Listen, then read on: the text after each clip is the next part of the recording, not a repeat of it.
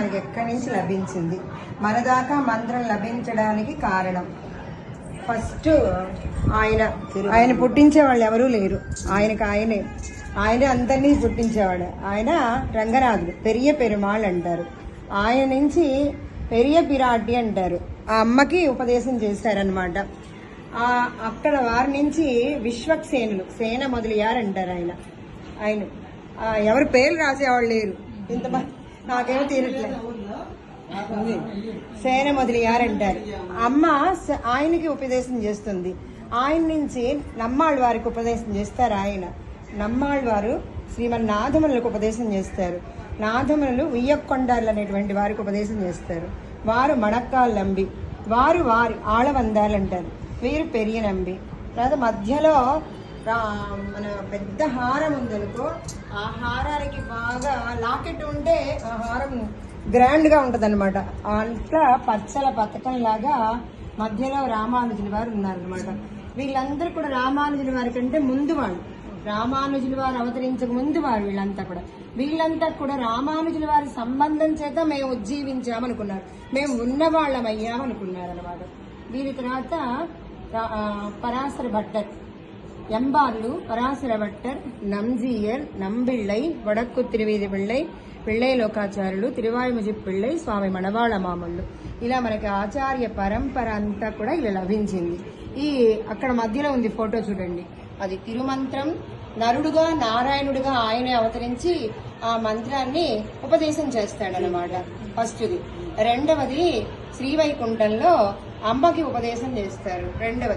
మూడవది కురుక్షేత్ర యుద్ధంలో అర్జునుడికి ఉపదేశం చేస్తాడు చరమశ్లోకం అని. ఈ 3 మంత్రాలు అవతరించడానికి కారణము వీళ్ళందరూ. ఆ 3 మంత్రాలు ఏంటి? ఒక మంత్రంలో సకల వేద సారం చెప్పబడింది అనమాట. అన్ని వేదాన్ని, శాస్త్రాన్ని ఫిల్టర్ చేయగా 3 కుండల్లో 3 వేదాల్ని చిలికితే 3 అక్షరాలు వచ్చినాయట. ఆ ఊ మా అని ప్రణవం వచ్చిందట. ఆ ప్రణవ అర్థమే తిరుమంత్రం, ద్వయమంత్రం, రామాయణం, భారతం, భాగవతం, దివ్య ప్రబంధాలు ఇవన్నీ కూడా. అలా ఈ రత్నహారము రామానుజుల వారు మనకి ఇప్పుడు మన ఆచార్యుల దగ్గర నుంచి మనకి లభించిన మంత్రం వీళ్ళందరూ పొందిన మంత్రం అన్నమాట. ఇప్పుడు మనం పొందినటువంటి ఆ మంత్రం పంచ సంస్కారాలయ్యి. అలాగే అక్కడ నంబెరుమాళ్ళు అంటారు ఆయన్ని. రంగనాథుడేమో మూలవరులు, ఉచ్చవరులు, ఉభయదేవరులు, శ్రీదేవి, భూదేవి. ఇది ఇంతవరకు ఆచార్య రత్నహారం. ఇది తర్వాత తిరువేంగడం అంటే తిరుమల, అయోధ్య, తర్వాత శ్రీవిల్లిపుత్తూరు, ఇది శ్రీరంగం, తిరువరంగం. ఇది మధురైలో అవతరించాడు ఈయన, వడమధుర అంటారు. మధురలో అవతరించిన వాడు కృష్ణయ్య, మధుర. తర్వాత మేల్కోట, తిరునారాయణపురంలో స్వామి యొక్క పాదాల దగ్గర ఉంటుంది అమ్మ. ఇది తిరునారాయణపురం. ఇది కాంచీపురం. ఈ 4 చోట్ల కూడా రామానుజుల వారికి గొప్ప విలక్షణమైనటువంటి వైభవం ఉంది. ఈ 4 చోట్ల కాంచీపురం, తిరుమల, శ్రీరంగం, మేల్కోట. శ్రీరంగంలోనేమో 2 విభూతులు ఉంటాయి మనకి, నిత్య విభూతి, లీలా విభూతి. ఈ 2 విభూతుల్ని కూడా రామానుజుల వారికి అప్పగించేస్తాడు. ఇక నాది కాదు బాధ్యత, నీవే చూసుకోవాలి అని. ఇప్పుడు రామానుజుల వారు అనుగ్రహిస్తేనే మనకి శ్రీవైకుంఠం లభిస్తుంది. ఆయన పెరుమాళ దగ్గరికి వెళ్ళినా మనకి ఆయన ఇవ్వడు అనమాట. ఈయనకి ఇచ్చేస్తాడు. ఈయన ఆ సంపదనంతా కూడా.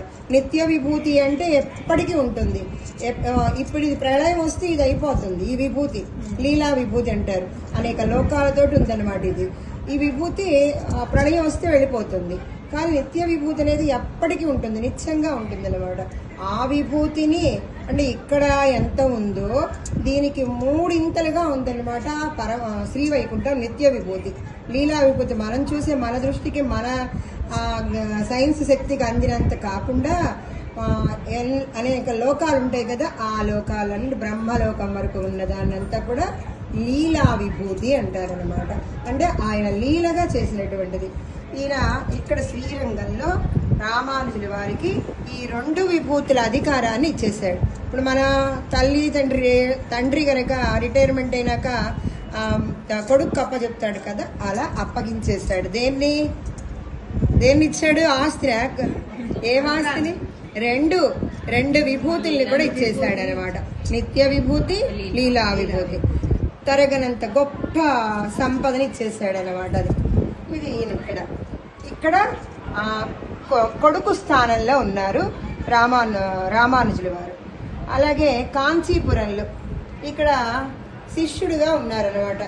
అంటే తీర్థం తీసుకొచ్చి ఆ తీర్థం కైంకర్యం చేస్తున్నారు అనమాట. తీర్థం అంటే మనం తీసుకునే తీర్థం కాదు, నీళ్లు అనకూడదు అనమాట. బావి నుంచి ఆయనకి ప్రతిరోజు తిరువారాధన చేయడానికిగా అక్కడ ఉన్నటువంటి శాలక్కిణర్ అనేటువంటి బావి నుంచి రోజు తీర్థం తీసుకొచ్చేవారు అనమాట.